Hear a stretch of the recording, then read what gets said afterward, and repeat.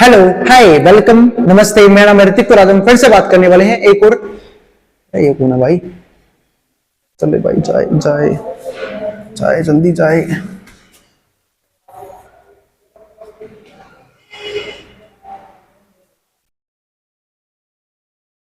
Hello, हाय, welcome, नमस्ते। मेरा नाम ऋतिक और आज हम फिर से बात करने वाले हैं एक और इंटरेस्टिंग कंसेप्ट के ऊपर। तो ये वीडियो उन बच्चों के लिए मोस्ट इंपोर्टेंट होने वाली है जिनके पास सब्जेक्ट है इंट्रोडक्टरी मैक्रो इकोनॉमिक्स। तो चलो शुरू करते हैं आज की वीडियो, जहां पे हम बात करेंगे लेसन नंबर 2 के एक और इंपॉर्टेंट मेथड एक्सपेंडिचर मेथड के ऊपर। इस वीडियो का जो मैक्सिमम पार्ट है, मतलब इस कंसेप्ट का मैक्सिमम पार्ट पिछले वीडियो में हो चुका है। तो इनकी यानी कि इस एक्सपेंडिचर मेथड की शुरुआत हमने लास्ट वीडियो में कर ली थी। जिसने अब तक वो वीडियो ना देखी हो तो पहले जाए प्लेलिस्ट में जाके पहले वो वाली वीडियो देखिए, उसी के बाद आप ये वाली वीडियो देखना शुरू करना। आई बात समझ में? क्योंकि इस वीडियो का कहीं ना कहीं रिलेशन उस वीडियो से भी है। ठीक है, तो शुरू करते हैं आज की वीडियो। और भाई, इस कंप्लीट सीरीज के नोट्स बन चुके हैं। जिन बच्चों को नोट्स परचेज कर रहे हैं वो इस नंबर पे व्हाट्सएप करके नोट्स परचेज कर सकता है 9667836333। अब आते हैं आज कंसेप्ट पे, जहां पे हम बात करने वाले हैं, ठीक है, किस चीज के बारे में? कंजप्शन फंक्शन के बारे में। वैसे इसकी बात मैं कर चुका हूं लास्ट वीडियो के अंदर भी, ठीक है। अब थोड़ा सा डीप में समझेंगे इसको, ठीक है। तो जो हमारा एक्सपेंडिचर मेथड था उसमें सबसे पहले रोल किसका ही था? कंजप्शन फंक्शन का ही रोल था, ठीक है। और मैंने इसको भी समझाया भी था पिछली वीडियो में। तो जो कंजप्शन फंक्शन है, सिंपल सा फॉर्मूला क्या होता है? C = FYD। इस YD का मतलब होता है डिस्पोजेबल इनकम, यानी कि वो इनकम जो मैं खर्च कर पाऊं। तो मतलब इनकम भी टाइप की होती है क्या? बिल्कुल भाई, हर टाइप की होती है। उसमें से एक टाइप ये होता है डिस्पोजेबल इनकम। तो बात है, इनकम और डिस्पोजेबल इनकम में फर्क क्या होता है? क्यों रखा मैंने नाम डिस्पोजेबल इनकम? क्योंकि बहुत से लोगों की इनकम पे टैक्स लगाया जाता है। बस समझो, सबकी इनकम में टैक्स नहीं लगता, लेकिन बहुत से लोग टैक्स इनकम के ब्रैकेट में भी आते हैं और अलग तरह के टैक्स स्लैब्स होते हैं इनकम के हिसाब से। आई बात समझ में? तो जब मान लो सपोज करो किसी की income 10 lakh rupees per month है, ठीक है, और मैं सिर्फ एस्टिमेट लगा रहा हूं कि अगर उसकी इनकम पे 1 लाख रुपए 10% का टैक्स लगा दिया गया, ठीक है, तो अब उनकी डिस्पोजेबल इनकम सिर्फ और सिर्फ 9 लाख रुपए रह जाएंगे। क्यों? क्योंकि 1 लाख रुपए तो उनकी इनकम से पहले ही कट गया, जो ने क्या दिया है? Income tax. तो डिस्पोजेबल इनकम और इनकम में ये फर्क होता है, तो इसको ध्यान रखना, ठीक है। अब इसके बाद आगे क्या आता है हमारे पास? तो कंजप्शन फंक्शन का सिंपल सा फॉर्मूला बन गया F इनटू में डिस्पोजेबल इनकम, ठीक है। और इनकम और कंजप्शन में पॉजिटिव रिलेशन दिखा था जनरली, कि जैसे जैसे इनकम बढ़ती है वैसे वैसे हम कंजप्शन को इंक्रीज कर देते हैं। वो अलग बात है, हम सेम लेवल पे इंक्रीज नहीं करते, ठीक है। और इसी को हम बोलते हैं MPC, marginal propensity to consume, ठीक है। क्योंकि जैसे जैसे लोगों की इनकम बढ़ती है ना, वो कंजप्शन कम करने की कोशिश करते हैं, सेविंग ज्यादा करने की कोशिश करते हैं कि पैसे को थोड़ा सा बचाया जाए, और फिर उस बचाए हुए पैसे को इन्वेस्ट करते हैं। तो समझेंगे इस वीडियो के आने वाले पार्ट्स में, ठीक है। तो consumption function in which C stand for consumption spending, ठीक है, मतलब हम कितना खर्च करें। अब जैसे आप देखो, ये ग्राफ है हमारे पास, ये हमारे पास है डिस्पोजेबल इनकम, ठीक है, ये हमारे पास क्या है? कंजप्शन। अब आप लोगों ने इस ग्राफ में कुछ कॉमन बातें ऑब्जर्व करनी होगी। वो क्या? कि पहली बात तो कंजप्शन का ग्राफ यहां से शुरू हुआ है। इसका मतलब पता है क्या है? इसको देखो, जो ये ग्राफ है यहां से शुरू क्यों हुआ है? क्योंकि कंजप्शन कभी किसी का जीरो नहीं होता। आप में से बहुत से लोग ऐसे होंगे जो इनकम जनरेट नहीं भी कर रहे हैं, ठीक है। हम लोग कहीं ना कहीं पेरेंट्स पे डिपेंडेंट हैं, किस चीज के लिए? फाइनेंशियली। तो एक सिंपल सी बात है, इसका मतलब क्या है कि मैं बोल सकता हूं कि कंजप्शन तो आप लोग भी कर रहे हो ना, कुछ ना कुछ। वो अलग बात है, आपके पास खुद की इनकम नहीं है, किसी और की इनकम से कंजप्शन कर रहे हो, ठीक है। तो कंजप्शन सबकी कुछ ना कुछ होती है। इसी को हम क्या बोलते हैं? Autonomous consumption. आप आगे पढ़ोगे, इसको हम क्या बोलते हैं? Autonomous consumption. कंजप्शन कभी जीरो नहीं होती, लेकिन जैसे जैसे इनकम बढ़ेगी, देखो जैसे जैसे इनकम बढ़ रही है, कंजप्शन का लेवल भी बढ़ रहा है। लेकिन बेसिक कंजप्शन सबकी होती है, चाहे इनकम जीरो ही क्यों ना हो। इनकम जीरो होने का मतलब ये नहीं था कि मैं कुछ कंज्यूम नहीं कर रहा, ठीक है। हम कंजप्शन बच्चों ने भी करते थे, अभी भी कर रहे हैं, आगे भी करते रहेंगे, चाहे इनकम हो चाहे ना हो, ठीक है। तो इस बात का ध्यान रखना, ठीक है। तो ये हमारा होता है ग्राफ, ये होता है हमारा consumption function C = A + BY। अब ये क्या है? हमारा ऑटोनोमस कंजप्शन, ठीक है। और जैसे जैसे इनकम बढ़ेगी वैसे वैसे हम कुछ लग्जरी लाइफ की तरफ बढ़ते हैं, तो उसकी वजह से हमारा कंजप्शन लेवल और बढ़ना शुरू हो जाता है, ठीक है। और ये हमारे पास ग्राफ है डिस्पोजेबल इनकम का, और ये हमारा ग्राफ है, लाइन है, मतलब हमने y एक्सिस पे दिखाया किस चीज को? कंजप्शन को। यहां पे दिखाया है डिस्पोजेबल इनकम को, और ये हमारा ओरिजिन आप सबको पता होगा, ठीक है। अब आगे समझते हैं। तो consumption consist of goods and services. हम कंजप्शन तो रोल करते हैं, एक तो गुड्स जो डायरेक्टली हम अपने यूज में गए, फाइनल गुड्स बोल सकता हूं मैं, और एक होता है सर्विसेज। सर्विसेज कैसे? जैसे मान लो ट्रांसपोर्टेशन की सर्विस हो गई, एजुकेशन की सर्विस हो गई, लॉयर की सर्विस हो गई, हेयर कट की आप शॉप पे चले गए। तो सारे क्या है? जो अलग अलग तरह के लोग हमें अलग अलग तरह की सर्विसेज प्रोवाइड कर रहे हैं, ठीक है। तो भाई हमने क्या देखा कि हम कंजप्शन में दो तरह की चीजें कंज्यूम करते हैं, एक फाइनल गुड्स और एक सर्विसेज। फाइनल गुड्स क्या होता है बता चुका हूं लास्ट वीडियो में, ठीक है। Brought by households, it is divided into 3 categories. इसको हम डिवाइड करते हैं 3 कैटेगरीज में। वो कैसे कैटेगरीज है वो समझते हैं। पहला आता है हमारे पास ड्यूरेबल गुड्स। अब ड्यूरेबल गुड्स क्या होते हैं? वो गुड्स जो एक लंबे टाइम तक यूज किए जाए या फिर लंबे टाइम तक चले, जैसे कि मोबाइल फोन्स, ठीक है, टीवी, कार, ये सारे किसमें आते हैं? Durable goods. यानी कि लॉन्ग टर्म के मैं कह सकता हूं जो जिसको मोर देन 1 ईयर यूज करते हो, ठीक है। वो अलग बात है, कई लोग इन चीजों को बेसामी चीज कर लेते होंगे, उससे फर्क नहीं पड़ता, लेकिन जनरली लोग उन्हें 1 साल से फालतू यूज कर सकते हैं, उसे क्या बोलते हैं? ड्यूरेबल गुड्स, ठीक है। फिर हमारे पास आता है नॉन ड्यूरेबल गुड्स। इसको मैं एक नाम और दे सकता हूं, वो हम बोलते हैं सेमी ड्यूरेबल गुड्स। यानी कि ऐसे गुड्स जो हम सिर्फ 1 साल के अंदर अंदर या तो हम कंज्यूम कर ले, ठीक है, फिर उससे फालतू टाइम पे कंजप्शन उसकी ना कर पाए। जैसे कि कपड़े हो सकते हैं, फूड हो सकता है, बहुत से ऐसे आर्टिकल्स हम घर में यूज करते हैं जो हम जनरली 1 साल तक ही यूज कर पाते हैं, उसका लोग खराब हो जाते हैं, ठीक है। तो हमने क्या देखा, जो हमारा फर्स्ट पार्ट था वो था ड्यूरेबल गुड्स जो हम 1 साल से ज्यादा यूज कर पाए, यानी कि लंबे टाइम तक यूज कर पाए। फिर आता है सेमी ड्यूरेबल गुड्स या फिर नॉन ड्यूरेबल गुड्स, ठीक है, जो हम एक शॉर्ट टाइम ऑफ स्पेन में कंज्यूम कर ले। तीसरा हमारे पास आता है सर्विसेज। वैसे मैं क्या बोलूंगा, यहाँ पे एक चीज और आ गई, अगर मैं यहाँ पे एक चीज और ऐड करना चाहूँ तो होता है पेरिशेबल गुड्स। गुड्स के टाइप में होता है पेरिशेबल गुड्स, वो गुड्स होते हैं जो बहुत जल्दी कंज्यूम कर लेते हैं, जैसे कि मान लो सब्जियां हो गई, वेजिटेबल हो गई, फ्रूट्स हो गए, ठीक है, दूध हो गया, जो हम सिर्फ 1 वीक में कंज्यूम कर लेते हैं, 1 वीक, सम डेज, ठीक है, उसमें हमारा वो कंजप्शन हो जाता है। अगर उसे लॉन्ग टर्म तक रखने की कोशिश करी तो खराब हो जाएगा। आई बात समझ में? क्यों आप कैसा करते हो? ये दूध को आज लिया, 1 साल तक बचा के रखा हुआ है, ऐसा बचेगा ही नहीं, खराब हो जाएगा वो। आई बात समझ में? तो ये चीज ध्यान रखना, ठीक है। तो कुछ गुड्स कैसे होते हैं जो 1 साल से ज्यादा चले, उसे हम बोलते हैं कौन से गुड्स? Durable goods. फिर नॉन ड्यूरेबल या फिर सेमी ड्यूरेबल जो 1 साल से थोड़ा सा कम चलते हैं। फिर आता है पेरिशेबल जो बिल्कुल कुछ दिन चले, कुछ हफ्ते चले या फिर कुछ महीने चल सकते हैं, ठीक है। फिर हमारे पास है सर्विसेज। सर्विसेज में क्या होता है? एक तो स्पेलिंग गलत लिखी हुई है, हाँ, services firm suggest, consultation, doctor visit, hair cuts, ये सब किसके अंदर आते हैं? सर्विसेज के अंदर, जो हमें अलग अलग तरह की सर्विसेज देते हैं। आपने सुना होगा ना, कंसल्टेंसी फर्म्स होती हैं बहुत सारी जो हमें हमारे करियर को लेकर गाइडेंस देती है, बहुत सी जो लेकर गाइडेंस देती है, उसमें क्या बोलते हैं? कंसल्टेंसी फर्म्स, ठीक है। ऐसे ही डॉक्टर की भी सर्विस होती है, टीचर की भी सर्विस होती है, मैं आपको सर्विस प्रोवाइड कर रहा हूं, आई बात समझ में? या फिर लॉयर की सर्विस होती है जिसके हम फीस पे करते हैं। तो अलग तरह की हम सर्विसेज यूज करते हैं, ठीक है। फिर आता है हमारे पास अगला पॉइंट। तो ये हमारे पास थे कंजप्शन का, थोड़ा डीप में हमने इस वीडियो में बात करी, ठीक है। इसकी छोटी सी बातें मैं पिछली वीडियोस में भी कर चुका हूं, कंजप्शन फंक्शन तक, ठीक है, ये सारी बातें नहीं थी। फिर आता है हमारे पास इन्वेस्टमेंट। पता है इन्वेस्टमेंट क्या होता है? हम सब जानते हैं एक्सपेंडिचर मेथड जो है, उससे अगर आपको नेशनल इनकम यानी कि जीडीपी कैलकुलेट करना है तो ये 4 चीजें होती हैं, ठीक है।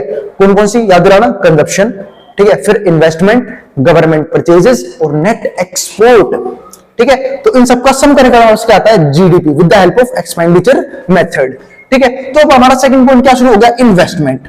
अब इन्वेस्टमेंट कुछ तरीके होते हैं, वो समझते हैं। जैसे इन्वेस्टमेंट में क्या हो गया, देखो इन्वेस्टमेंट का मतलब ये होता है कि हम कहीं पैसा लगाए, क्योंकि 2 लेवल पे चेक करना होता है, एक होता है इंडिविजुअल लेवल पे और एक होता है, ठीक है, कि इकोनॉमी लेवल पे। सपोज मैं एग्जांपल देता हूं, ए किसी कंपनी को रन कर रहा है, लेकिन अब उसे लग रहा है कि वो अब कैपेबल नहीं है उस कंपनी को चलाने में, ठीक है, सॉरी, एक किसी कंपनी में क्या कर रहा है? चला रहा है, ठीक है, कंपनी को रन कर रहा है, ठीक है। अब वो उसे लग रहा है कि वो कैपेबल नहीं है उस कंपनी को चलाने में, तो उसने वो कंपनी सेल कर दी बी को। किसको सेल कर दी? बी को। एग्जांपल ध्यान रखना, बी को सेल कर दी वो कंपनी।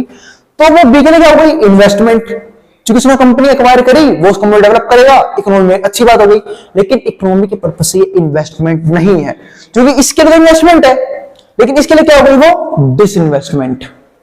आई बात समझ में? तो इकोनॉमी के लिए इन्वेस्टमेंट नहीं है। इकोनॉमिक इन्वेस्टमेंट कब होगी? जब कोई बंदा नया बिजनेस, नया स्टार्टअप, नई फर्म लगाएगा, ठीक है, और नए प्रोडक्ट प्रोड्यूस करेगा। यहां तो क्या हुआ है? इसके डिसइन्वेस्टमेंट, इसकी इन्वेस्टमेंट, ठीक है, पैसा उतना ही है, कंपनी उतनी है, कंपनी तो बढ़ेगी इकोनॉमी के अंदर, तो इकोनॉमी के लिए ये इन्वेस्टमेंट नहीं काउंट की जाती।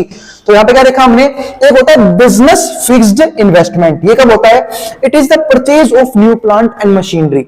मतलब जब भी हम किसी तरह के नए प्लांट्स को परचेज करें, नए इक्विपमेंट को परचेज करें, नई मशीनरी परचेज करें, क्या बोलते हैं? Business fixed investment. फिक्स्ड की वर्ड यूज क्या की है? हम लोग लंबे टाइम पीरियड तक यूज करते हैं, मशीनरी की तो नहीं 6 महीने में खराब हो जाएगी, नहीं, ठीक है। रॉ मटेरियल्स क्या होते हैं हमारे शॉर्ट टाइम पीरियड के लिए, लेकिन जो फिक्स्ड इन्वेस्टमेंट होती है जैसे कि लैंड, बिल्डिंग, मशीनरी, ये तो हम लंबे टाइम तक यूज करते हैं कोई भी कंपनी का मालिक, ठीक है। अब आगे समझते हैं। दूसरा होता है रेसिडेंशियल फिक्स्ड इन्वेस्टमेंट। अभी रेसिडेंशियल फिक्स्ड इन्वेस्टमेंट क्या होती है?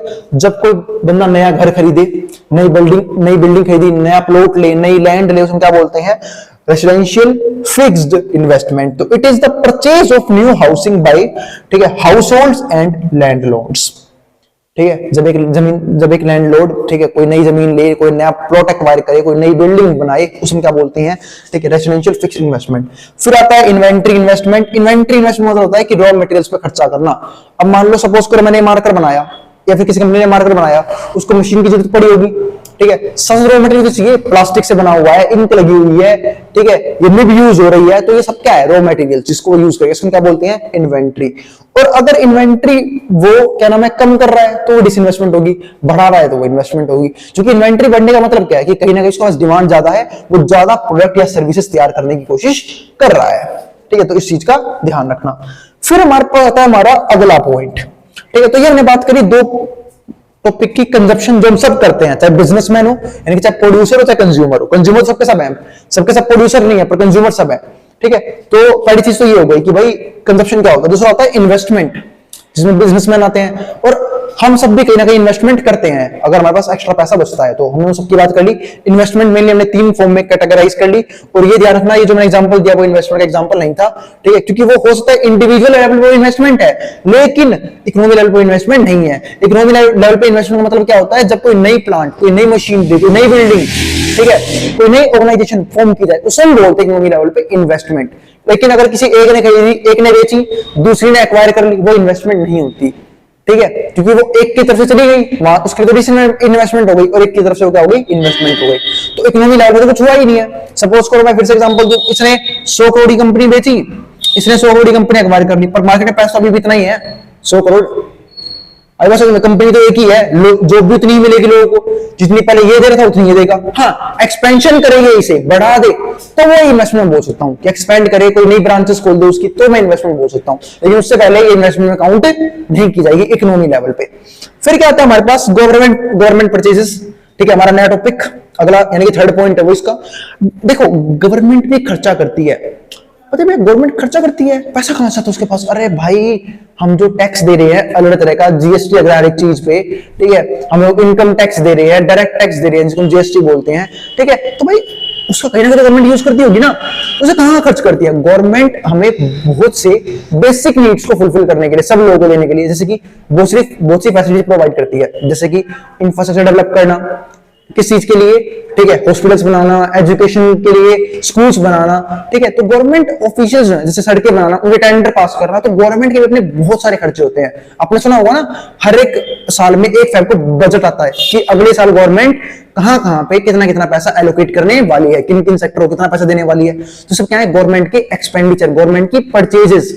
गवर्नमेंट ने मान लो सड़क बनाने का सेक्टर वो दिया टेंडर किसी प्राइवेट सेक्टर को, तो गवर्नमेंट उनसे सड़क लेना चाहती है, लेकिन उनको उनसे पैसा देना पड़ेगा ना, गवर्नमेंट को पैसा खर्च करना पड़ेगा, तो इसे हम क्या बोलते हैं? गवर्नमेंट परचेजेस, ठीक है। इसके भी 2 टाइप होते हैं, समझाऊंगा अभी, पहले वो समझो। तो गवर्नमेंट परचेज में क्या है? Government spending on goods and services, ठीक है, goods and services as purchase of goods and services by federal, state और लोकल गवर्नमेंट्स। मतलब क्या? स्टेट गवर्नमेंट अपना वो लेके आती है बजट, ठीक है, वो अपना फंड चलाती है, मतलब अपने उसमें देखती है कि हमारे दायरे में कहां पर क्या क्या खर्चा करना है। सेंट्रल गवर्नमेंट अपना खर्चा करती है, लोकल गवर्नमेंट यानी कि जो पंचायत वगैरह होते हैं वो भी देखते हैं कि हमारे गांव में किसी चीज की दिक्कत है, ठीक है, क्या क्या चीजें लगानी पड़ेगी, वो चीज, ठीक है। अब जो गवर्नमेंट परचेजेस है उसमें हम 2 चीजें लेके चलते हैं। पहले तो ध्यान रखना, इसका फॉर्मूला होगा सिंपल सा, गवर्नमेंट एक्सपेंडिचर्स। अब गवर्नमेंट एक्सपेंडिचर कहां होगा? अब भाई गवर्नमेंट ने कोई टेंडर दिया है तो पैसा देना पड़ेगा ना गवर्नमेंट को अपना काम करवाने के लिए, ठीक है। अब गवर्नमेंट ने स्कूल बनवाया है तो स्कूल की मैनेजमेंट पे खर्चा आता है, ठीक है, टीचर्स हायर किए हैं, सैलरी देनी पड़ती है, गवर्नमेंट जो होती है उन सबकी, आई बात समझ में? तो ये सब क्या है? गवर्नमेंट के खर्चे, गवर्नमेंट के एक्सपेंडिचर्स जो उन्हें पे करने पड़ते हैं, आई बात समझ में? गवर्नमेंट ऑफिसर्स को पैसा देना, या फिर जो एडमिनिस्ट्रेशन में है, आर्मी में है, डिफेंस सेक्टर में है, इक्विपमेंट्स खरीदने आर्मी वगैरह की, ठीक है। तो ये सारे अलग अलग खर्चे हैं गवर्नमेंट के, अलग अलग सेक्टर के अंदर। अब हेल्थ के लिए गवर्नमेंट हॉस्पिटल्स बनाए हुए हैं, ठीक है, जिन पे क्या करें, अच्छी फैसिलिटी दी जा सके। आई बात समझ में? इसके ऊपर भी बहुत ज्यादा पैसा खर्च होता है। तो ये सारा हमारा काम क्या किसके अंदर आता है? गवर्नमेंट एक्सपेंडिचर के अंदर, ठीक है। लेकिन अब एक चीज होती है, वो हम बोलते हैं ट्रांसफर पेमेंट्स। जिनको नहीं पता वो समझ में आ जाएगा। देखो, इनकम जैसे दो तरह की होती है ना, एक तो होती है एक्टिव इनकम, एक होती है ट्रांसफर इनकम, ठीक है। ऐसे ही मैं पूछता हूं, यहाँ पे जो पेमेंट होती है वो दो तरह की होती है, एक्टिव पेमेंट और ट्रांसफर पेमेंट। अब ट्रांसफर पेमेंट का मतलब क्या होता है? जब हम गवर्नमेंट किसी को गिफ्ट दे दे, मतलब बदले में उसे कोई काम ना करवाए, उसे फ्री में कोई चीज प्रोवाइड कर दे। फॉर एग्जांपल, मैं एग्जांपल देता हूं आप लोगों को।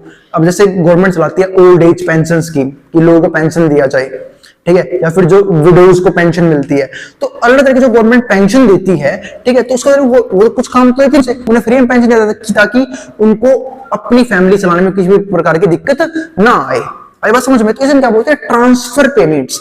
मतलब जब गवर्नमेंट फ्री में पैसा दे, बदले में कुछ भी ना करवाए, उसको हम क्या बोलते हैं? ट्रांसफर। जैसे मान लो कई बार अनएम्प्लॉयमेंट हो गई, जैसे सपोज करो, मैं एग्जांपल देता हूं, कोविड में बहुत से लोग जो है वो अपनी जगह चेंज कर रहे थे। जैसे कई लोग दिल्ली में काम कर रहे हैं, वो दिल्ली से बाहर जाते हैं, गांव की तरफ जा रहे थे। क्यों?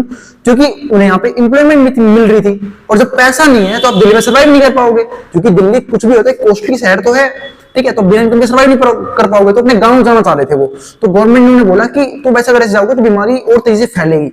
इससे बढ़िया क्या किया गवर्नमेंट ने कि हम तुम्हारे अकाउंट में पैसे ट्रांसफर करेंगे, ठीक है, तुम्हारी बेसिक नीड्स को हम फुलफिल करेंगे, तुम्हें खाने पीने की, रहने वहने की दिक्कत नहीं आएगी, ठीक है, तुम्हारे लिए कैंप्स वगैरह बनाए जाएंगे। तो जब कैंप्स वगैरह बनेंगे उसके ऊपर भी खर्चा होगा, ठीक है। तो ये सारे क्या है? Transfer payment. मतलब बदले में गवर्नमेंट कुछ ही ले रही, ठीक है, लेकिन उनके लिए सर्व कर रही है, ठीक है। तो इसको हम क्या बोल देते हैं? Transfer payments. आई बात समझ में? तो ये हमारा टॉपिक होता है ट्रांसफर पेमेंट। तो ट्रांसफर पेमेंट को हम गवर्नमेंट परचेज में से हमेशा माइनस करते हैं, मतलब गवर्नमेंट एक्सपेंडिचर माइनस में ट्रांसफर पेमेंट। अब एक्सपेंडिचर तो गवर्नमेंट ने यहां पे किया है, जो पैसे बांट रही है लोगों को, फ्री में पैसे बांट रही है बिना किसी काम के, लेकिन वो हमारा जीडीपी का पार्ट नहीं बनेगा। क्यों? क्योंकि बदले में उन लोगों ने कुछ भी नहीं किया, ठीक है, हमारी सोसाइटी के लिए, या फिर मतलब उन्हें फ्री में वो चीज मिली है। और बस उनके लिए वो क्या है? ट्रांसफर इनकम है। तो इस चीज का ध्यान रखना। तो ये हमारा पार्ट था गवर्नमेंट परचेज का। उम्मीद है ये पॉइंट भी आपको अच्छे से क्लियर हो गया होगा। इन्वेस्टमेंट का एक पॉइंट रह गया, उसमें वो क्लियर करता हूं, फिर हम इस वीडियो क्लोज कर देंगे, ठीक है। पहले वो समझते हैं, इन्वेस्टमेंट का पॉइंट रह गया था, ये ग्राफ है। इन्वेस्टमेंट का जो है ना, वो कभी भी डिपेंड करती है रेट ऑफ इंटरेस्ट पे, ठीक है। रेट ऑफ इंटरेस्ट जितना हाई होगा ना, मतलब नेगेटिव रिलेशन होता है।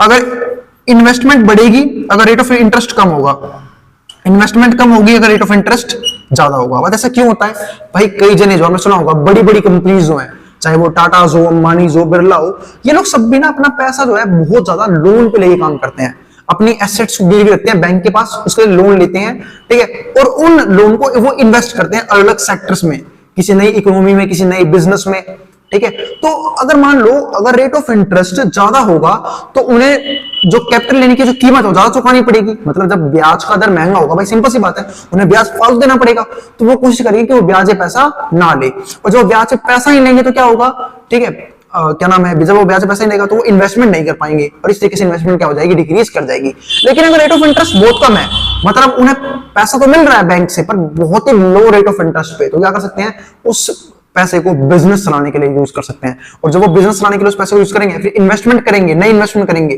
ठीक है, तो उसका बेनिफिट क्या होगा? इन्वेस्टमेंट राइज करेगी। तो मैंने ये बात समझाई कि जब रेट ऑफ इंटरेस्ट हमारा लो होता है तो जो इन्वेस्टमेंट है वो हमारी बढ़ती है, लेकिन अगर रेट ऑफ इंटरेस्ट हमारा बहुत ज्यादा हाई है तो जो हमारी इन्वेस्टमेंट हो क्या होती है? कम हो जाती है। आई बात समझ में? तो इस तरीके से हमारा जो ये चीज काम करती है, यानी कि रेट ऑफ इंटरेस्ट और इन्वेस्टमेंट में क्या होता है वो देखो। ग्राफ को भी देखो आप, जितना रेट ऑफ इंटरेस्ट हाई है ना, ठीक है, क्वांटिटी उतनी ही कम है। देखो यहाँ पे देखो, ये देखो, ये रहा, जब रेट ऑफ इंटरेस्ट इतना ज्यादा है तो क्वांटिटी ऑफ इन्वेस्टमेंट इतनी कम है। जब रेट ऑफ थोड़ा सा कम हुआ, इन्वेस्टमेंट क्वांटिटी बढ़ गई। जब रेट ऑफ इंटरेस्ट और कम हुआ, क्वांटिटी ऑफ इन्वेस्टमेंट बढ़ गई। जब रेट ऑफ इंटरेस्ट और कम हुआ, क्वांटिटी ऑफ इन्वेस्टमेंट बढ़ गई। इस तरीके से हमारा एक ग्राफ काम कर रहा है। आई बात समझ में? तो जितना रेट ऑफ इंटरेस्ट कम होगा, इन्वेस्टमेंट उतनी फालतू करेंगे बिजनेसमैन। जितना रेट ऑफ इंटरेस्ट हाई होगा, उतनी ही कम इन्वेस्टमेंट की जाएगी उनके जरिए। क्यों? क्योंकि फिर उन्हें कैपिटल मार्केट से लेने की कॉस्ट बहुत महंगी पड़ेगी। आई बात समझ में? तो इस तरीके से हमारा ये पॉइंट से, अब इसका हमारा लास्ट पॉइंट रह गया है, वो क्या? वो हमारा था नेट एक्सपोर्ट। वैसे तो मैं इसको कल भी एक्सप्लेन कर चुका हूं और ये वही पॉइंट है, वैसा ही पॉइंट होगा जो मैंने कल एक्सप्लेन किया था। नेट एक्सपोर्ट हमारा क्या होता है? इसका सिंपल सा तरीका होता है निकालने का कि आपने जितना एक्सपोर्ट किया है, ठीक है, एक्सपोर्ट का मतलब क्या होता है? अपने देश से कुछ गुड्स को, कुछ सर्विसेज को बाहर भेजना। ठीक है, उसमें से माइनस कर दो इंपोर्ट्स। इंपोर्ट्स यानी कि जब हम इंपोर्ट कम करें, यानी कि बाहर की कंट्री चीजों को कम परचेज करें, ठीक है, कम अपने पास लेके आए और अपनी चीज को ज्यादा भेजें वहां पे, तो एक्सपोर्ट ज्यादा है, इंपोर्ट्स क्या है, कम होंगे, तो हमारे पास क्या बचेगा, नेट एक्सपोर्ट पॉजिटिव होगा। लेकिन सोचो अगर हमारा इंपोर्ट क्या है, वो तो ज्यादा है लेकिन एक्सपोर्ट बहुत कम है, यानी कि मैं एक्सपोर्ट कर रहा हूं सिर्फ 100 करोड़ की चीज, कि 100 करोड़ की चीज मैंने बाहर भेज दी, ठीक है, लेकिन इंपोर्ट करें हम 200 करोड़ की चीज, यानी कि हम 200 करोड़ नेगेटिव में है, ठीक है, यानी कि हमारा जो नेट एक्सपोर्ट वो 100 करोड़ नेगेटिव है। अभी बात समझो, तो इस बात का ध्यान रखना, ये हमारा फॉर्मूला था सिंपल सा नेट किसका, एक्सपोर्ट का। आई बात समझ में। मिलते हैं फिर अगली वीडियो में, उम्मीद है आपको वीडियो जरूर पसंद आई होगी। तो अगर वीडियो पसंद आई हो तो वीडियो को लाइक करना मत जाना और चैनल को सब्सक्राइब भी कर देना ऐसे वीडियोस के लिए, जहां पे अब हम बात करेंगे नेक्स्ट टॉपिक में, ठीक है, सिंपल इनकम मेथड की। और एक बार जब हमारा इनकम मेथड खत्म हो जाएगा, ठीक है, मैं सब न्यूमेरिकल्स के ऊपर एक कंबाइंड वीडियो बनाऊंगा, जहां पे हम सारे न्यूमेरिकल फॉर्मूलों को डिस्कस करेंगे और कैसे उनमें हम अलग चीजें फाइंड आउट करते हैं, कैसे निकालते हैं, उन सबके ऊपर भी बात करेंगे, ठीक है। तो अब जिसको जो उतारना उतार सकता है, मैं उतारूं बोर्ड के सामने से। उम्मीद आपको सब समझ में आ गया होगा। फिर भी कोई भी डाउट, कोई भी कोई रह जाए, आप नीचे कमेंट बॉक्स में कमेंट कर देना। और एक बात और ध्यान रखना, जब आप लोगों का पेपर हो जाए तो आप प्रीवियस क्वेश्चन पेपर इस नंबर पर व्हाट्सएप कर सकते हैं। और दूसरी बात, एक बात और ध्यान रखना कि अगर कोई भी क्वेरी अगर आपके पास हो, किसी भी तरह की, किसी क्वेश्चन में कोई दिक्कत आ जाए, किसी टॉपिक में कोई दिक्कत आ जाए, किसी वीडियो में कोई दिक्कत हो, तो आप इस नंबर पर कमेंट कर सकते हैं, ठीक है। तो जब क्वेरीज इकट्ठे हो जाएंगी, तो जैसे ही सीरीज कंप्लीट होगी, मैं उन क्वेरीज के ऊपर भी वीडियो बना दूंगा। है बात समझ में। तो मिलते हैं भाई फिर अगली वीडियो में। और भाई अगर वीडियो पसंद आई हो तो वीडियो को लाइक किए बिना मत जाना और चैनल को सब्सक्राइब कर देना। इसको जो उतारना उतार सकता है, मैं बोर्ड के सामने से।